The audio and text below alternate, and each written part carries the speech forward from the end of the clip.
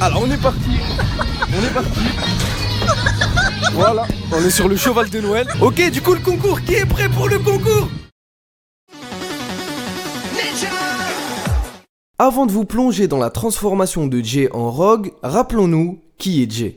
Né sous le nom de Jay Gordon, il est le ninja bleu et maître élémentaire de la foudre. Adopté, élevé par Ed et Edna Walker, il découvre plus tard que son père biologique est Cliff Gordon et qu'une de ses ancêtres était une femme qui maîtrisait également la foudre. Cependant, les récents événements à Ninjago ont conduit à des changements drastiques, provoquant chez Jay une perte de mémoire et une quête d'identité. Mais inutile de revenir sur les détails, vous savez déjà tout sur les événements après la grande fusion si vous suivez la chaîne. Et si ce n'est pas le cas, vous avez un tas de vidéos sur la chaîne qui pourront répondre à toutes vos questions. Sur ce, chers téléspectateurs, on est parti. Voici à quoi ressemblera notre Jay en saison 3. Ce personnage s'appelle Rogue, c'est donc un surnom pour le nouveau Jay qui a acquis une toute nouvelle manière de maîtriser la foudre. Mais c'est même plus du spinjitsu interdit, c'est du airjitsu illégal. Regardez-moi ce regard, rempli d'un extrême vécu. On dirait presque que Rogue est passé par un marathon sans fin dans le désert de Shintaro. Il a clairement vu des choses qu'on ne peut pas oublier, même avec une perte de mémoire. Un an après la libération d'Imperium, Jay quitte l'administration et se fait recruter par Race. Mais après la défaite face à Nya lors du tournoi des sources, il est rejeté, ce qui le poussera à adopter plus tard l'identité de Rogue. Rogue représente une version plus sombre de Jay causée par ses expériences récentes et sa quête de soi, parce qu'il est totalement perdu. Mettez-vous à sa place.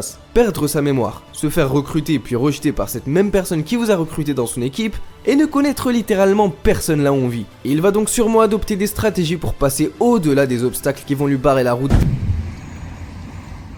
Salut à tous, j'espère que vous allez très bien. Aujourd'hui c'est une annonce très spéciale. À l'occasion de cette fin d'année 2024 et des 6000 abonnés sur la chaîne, je vous en remercie énormément, j'ai pensé à vous et je vous ai préparé un énorme concours. Ce concours vous permettra de gagner 4 prix différents. Vous savez où on est? Là on est juste à côté de la Fnac. La Fnac on va y rentrer. Qu'est-ce qu'on va faire? Vous le saurez tout de suite dans quelques minutes.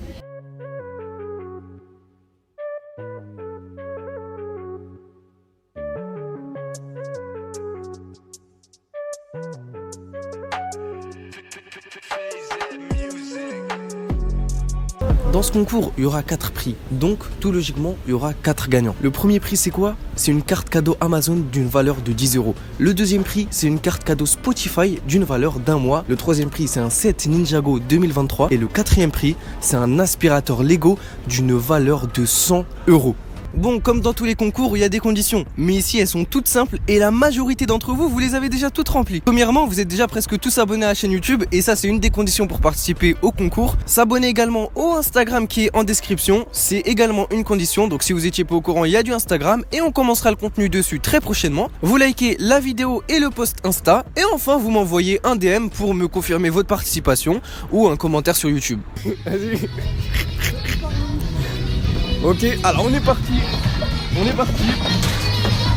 Voilà, on est sur le cheval de Noël. Je vais vous rejoindre tout de suite. Attendez, bougez pas. Faut que tu descendes. Ok, du coup le concours, qui est prêt pour le concours? Qui est prêt pour gagner? Vas-y.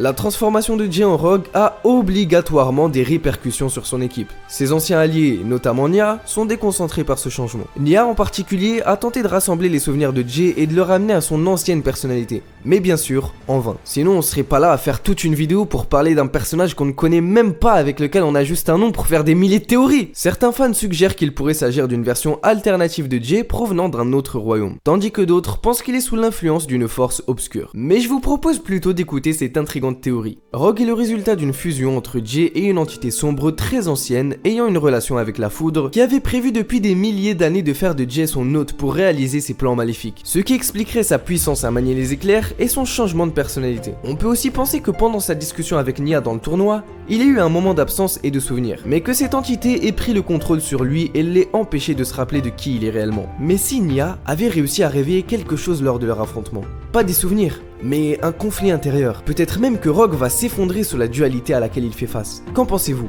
Mais ce ne sera pas aussi facile que de faire parler Lloyd dans le corps de Moro en saison 5. Il y a beaucoup de chemin à faire pour retrouver le bon vieux Jay qu'on connaît tous. Et sans vouloir nous décourager, rien ne nous dit qu'il retrouvera la mémoire en saison 3. On peut l'espérer, mais je ne sais pas quel scénario pourrait nous sauver et lui redonner ses souvenirs.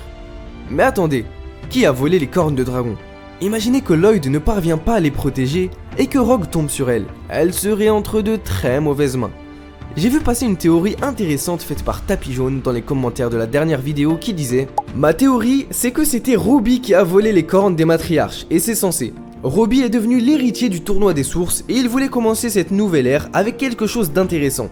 Nous savons que les coupes sont fabriquées à partir de cornes de dragon, donc il aurait pu créer des duplicata des coupes ou utiliser les cornes à d'autres fins pour pimenter les jeux. Il avait le pouvoir d'obtenir ces cornes, il possédait une armée indestructible contre les éléments, capable de voler et obéissant à chacun de ses ordres. Ça correspond toujours à chaque preuve jusqu'à la toute dernière seconde de l'épisode. La réunion prévue avec Rast pourrait toujours venir de Robbie, et il aurait écrit l'invitation dans une langue que seul Wildfire pourrait lire, au lieu de l'ancienne langue, quelque chose que seul Blekt utilise. Blekt découvre cela, mais ne peut rien faire car Robbie a le contrôle total des grands robots. Tout ce qu'il peut faire, c'est comploter en secret contre Robbie et essayer de trouver un moyen de se débarrasser de lui dans la pièce secrète.